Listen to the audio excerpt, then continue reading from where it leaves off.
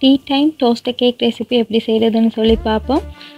ஒரு முட்டை 1/4 கப் சுகரை எடுத்து நல்லா பீட் பண்ணி வச்சுக்கோங்க. முட்டையோட கலர் மாற காட்டிக்கும் பீட் பண்ண வேணும். ஒரு 5 நிமிஷம் பீட் பண்ணிங்கன்னு சொன்னால் போதும். ஒரு 1/4 கப் எண்ணெய் 2 டேபிள் ஸ்பூன் பால் சேர்த்து நல்லா மிக்ஸ் பண்ணிடுங்க.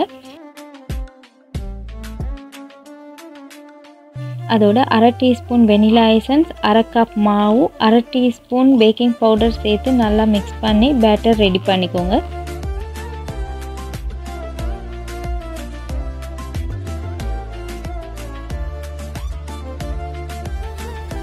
டோஸ்டரில் தான் நாங்கள் இன்றைக்கி கேக் செய்ய போகிறோம். டோஸ்டரில் ஆயில் ப்ரஷ் பண்ணிவிட்டு பேட்டரை சேர்த்து கேக் பேக் பண்ணி எடுத்துக்கோங்க.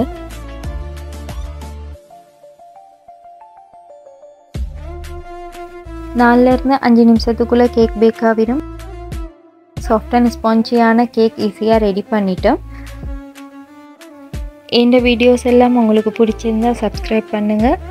இன்னொரு வீடியோவில் உங்களை சந்திக்கிறேன். Until then, bye bye from Niya's Kitchen.